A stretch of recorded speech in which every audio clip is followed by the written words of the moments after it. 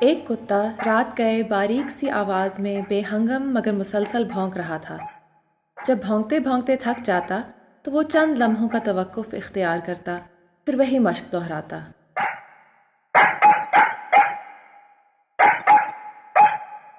رات آدھی ڈھل چکی تھی، چاند افق پہ تیرنا شروع ہو چکا تھا، جس کی مدھم لو سے ہر طرف ہلکے سائے لہرانے لگے۔ حنیفو نے اٹھ کے چادر لپیٹی، چارپائی اٹھائی اور برآمدے کی طرف بڑھ گیا۔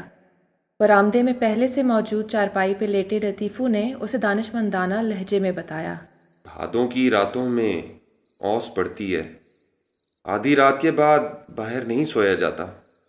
حنیفو نے اس کی طرف کروٹ لیتے ہوئے جھرجھری لے کے کہا، کافی ٹھنڈ ہوتی ہے آج کل رات کو۔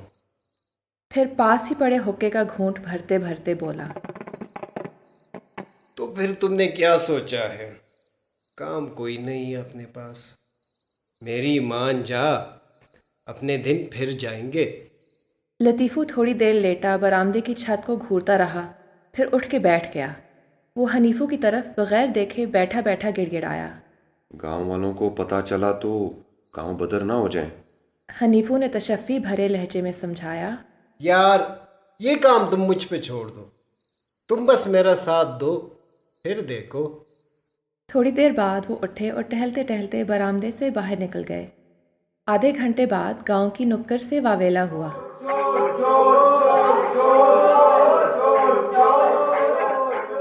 گاؤں کے لوگ گلیوں میں ادھر ادھر دوڑنے لگے اور ہر کوئی اپنا مال اسباب سنبھالنے لگ گیا۔ مسجد کے اسپیکر سے امام صاحب کی آواز گونجی، حضرات ایک ضروری اعلان سنیں، حضرات ایک ضروری اعلان سنیں، گاؤں میں چور آ گئے ہیں، ہر کوئی چوکنا رہے۔ کچھ دیر شور شرابہ ہوا، پھر سارے گاؤں میں خبر پھیل گئی کہ حنیفو لطیفو نے ہمت کی، ورنہ چور ماسٹر جی کے ڈنگر لے اڑے تھے۔ اگلے کئی روز گلی گلی میں یہی ڈھنڈورا گونجتا رہا اور لوگ حنیفو لطیفو کی دلیریوں کے نغمے گاتے پھرے۔ لطیفو اور حنیفو جدھر جاتے ان کی خدمت داریاں ہوتی، کہیں سے دودھ ملتا پینے کو، کہیں سے دو چار سیر گندم مل جاتی، کہیں سے بکریوں کے لیے چارہ مل جاتا۔ اس کے علاوہ تعظیم، تعریف اور واہ واہ سونے پہ سہاگا بن گئی۔ گاؤں کے لوگ اس سے پہلے چور، چوری اور چوکیداری سے ناواقف تھے، لیکن اب وہاں آہستہ آہستہ کوئی انجانا خوف اترنا شروع ہو چکا تھا۔ ہر دوسرے چوتھے دن کہیں نہ کہیں سے افواہ اڑتی، رات کو چور آئے تھے۔ آخر کار گاؤں میں چوروں کا خوف لوگوں کے اندر اس قدر سرایت کر گیا کہ چوکیدار کی ضرورت محسوس ہونے لگی۔ ایک دن پنچایت بیٹھی اور گاؤں میں مال اور جان کی حفاظت کرنے کے لیے چوکیدار رکھنے کا فیصلہ کیا۔ کام انتہائی ذمہ داری اور دلیری کا تھا، اس لیے فیصلہ یہ ہوا کہ گاؤں میں لطیفو اور حنیفو سے بڑھ کر دلیر اور ذمہ دار کوئی نہیں۔ لطیفو اور حنیفو نے بھی ذمہ داری قبول کر لی اور لوگوں کو یقین دلایا کہ اب چور جلد ہی پکڑا جائے گا۔ ویسے تو گاؤں میں امن و امان تھا، لیکن مہینے میں ایک آدھ بار رات کو کبھی کبھی چوروں کا شور سنائی دیتا اور صبح پتہ چلتا کہ رات کو چور جوتے چھوڑ کے بھاگ نکلے۔ پھر کسی دن لوگ ایک گمنام قمیض اٹھا کے سارا دن گلیوں میں پھرتے کہ لطیفو اور حنیفو نے بہت جان ماری رات کو، جس کی وجہ سے چور اپنی قمیض اور چوری ہونے والی بھینسیں چھوڑ کے بھاگ نکلے۔ بس ان کے مقدر اچھے تھے، ورنہ اس دفعہ تو پکے پکڑے گئے تھے۔ جیسے جیسے وارداتوں کا خوف بڑھتا گیا، لطیفو اور حنیفو کی قدر و منزلت بھی بڑھتی گئی۔ پہلے لوگ ان کی خدمت کرتے تھے، اب وہ خود کہہ کے خدمت کرواتے۔ کسی کے گھر مرغا اچھا دیکھتے تو کہتے آج ادھر چوروں کے آنے کی مخبری ہوئی ہے، اس لیے رات ادھر ہی رکنا ضروری ہے۔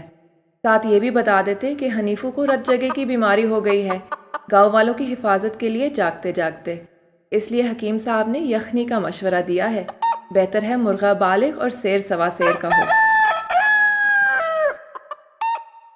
سال دو سال یہی کام چلتا رہا اور آہستہ آہستہ لطیفو حنیفو پنچایت کا مستقل حصہ بن گئے۔ کام کوئی بھی ہوتا، پٹوار کا، تھانے، کچہری، سرکار، دربار یا مال کا، ان کے مشورے کے بغیر پروان نہ چڑھتا۔ پھر ایک رات گاؤں میں گولیوں کی آواز گونجی اور شور اٹھا۔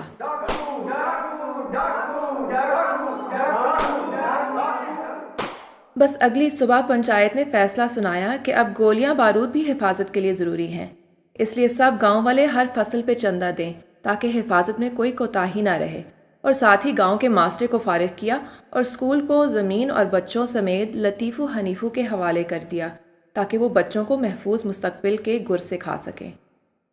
بات بھی سچی تھی، بچے زندہ رہتے تو پڑھتے۔ اس خوف سے چھٹکارا پانے کے لیے ضروری تھا کہ حفاظت کو علم پر ترجیح دی جاتی۔ اب گاؤں والوں کی جان مال کے علاوہ بچے بھی لطیفو حنیفو کے ہی سہارے پہ تھے۔ جب لطیفو پڑھانے آتا تو بچوں کو چوروں اور ڈاکوؤں کے قصے سناتا اور پھر حنیفو کی دلیریوں پہ مبنی مارکوں کی داستانیں رٹاتا۔ جب حنیفو آتا تو وہ بچوں کو گر سکھاتا کہ کیسے لطیفو نے چور کی قمیض کھینچی، اگلی دفعہ چور جوتے کیسے اور کیوں چھوڑ کے بھاگنے پہ مجبور ہوا، اس سے اگلی دفعہ کیسے حنیفو نے چور سے بھینس چھینی اور چور کیسے دم دبا کے بھاگا۔ کرتے کراتے سال 2 سال بعد گاؤں کے لوگوں کے ذہن میں بات بیٹھ گئی کہ گاؤں اب حنیفو لطیفو کی وجہ سے ہی قائم ہے۔ اب وہی پنچایت تھے، وہی ذمہ دار تھے، وہی گاؤں کے اہلکار تھے اور وہی منصف تھے۔ کھیتی باڑی سے لے کر دودھ تک کا کاروبار وہی سنبھالتے، ہر منافع بخش کام گاؤں کی حفاظت کی ضرورت کے نام پہ کرتے۔ شہر والوں سے سب لین دین وہ خود کرتے، منڈی اور آڑھت سے لے کر سیاست تک سنبھالتے، بس محنت مزدوری والا کام غریب غربا اور کم تر لوگوں کے سپرد تھا۔ ایک دن گاؤں کے لوگ حفاظتی چندہ اکٹھا کر رہے تھے کہ ایک پھل فروش جس کی عاقبت خراب تھی وہ یہ کہہ بیٹھا کہ گاؤں کی ساری چندے کی کمائی سے آج تک ایک بھی چور نہیں پکڑا گیا۔ بس پھر کیا تھا، گاؤں کے لوگوں نے پکڑ کے اس کی درگت بنا دی۔ بات پھیلتے پھیلتے پورے گاؤں میں پھیل گئی۔ ادھر حنیفو لطیفو کو پتہ چلا تو سخت غصے ہوئے۔ ایک پھل فروش کمینہ اتنا زبان دراز ہو گیا ہے کہ گاؤں کے محافظوں اور اہلکاروں کے خلاف باتیں کرتا پھرتا ہے۔ ادھر بیچارہ پھل فروش گھر پہنچا تو گلی کا ہر شخص اس کو ایسے گھور رہا تھا جیسے وہ گاؤں والوں کا دشمن اور غدار ہو۔ حنیفو لطیفو اور گاؤں کے کچھ کھاتے پیتے لوگوں کی رات کو پنچایت بیٹھی اور مسئلے کا حل نکال کے اٹھی۔ اگلے دن جیسے ہی پھل فروش ریڑھی لے کے چوک پہ پہنچا تو 2 اہلکار بھی پہنچ گئے۔ ایک اہلکار نے تفتیشی انداز میں پھل فروش سے کڑک دار آواز میں پوچھا، ہاں بھائی، یہ کیلے کیا حساب درجن ہے؟ پھل فروش نے اپنے گزشتہ دن والے زخموں پہ کپڑے کی ٹکور کرتے ہوئے منمناتے ہوئے ڈرتے ڈرتے بتایا، سر جی یہ دیسی کیلے 70 روپے درجن ہے اور یہ انڈین کیلے 120 روپے درجن ہے۔ اوے تم تو شکل سے ہی جاسوس لگتے ہو اور اوپر سے انڈین کیلے بیچتے پھرتے ہو، پھاڑ لو انو۔ ایک اہلکار نے اسے گریبان سے پکڑا، دوسرے نے ساتھ کیلے اٹھائے اور اسے گھسیٹتے ہوئے پنچایت کے سامنے لے گئے۔ پھل فروش بیچارہ بہت رویا پیٹا۔ سر جی میں تو ایک غریب مزدور ہوں، میرا انڈیا سے کوئی لینا دینا نہیں، کیلے تو میں نے شہر سے خریدے تھے، سر جی کیلے بیچنا کوئی جرم نہیں۔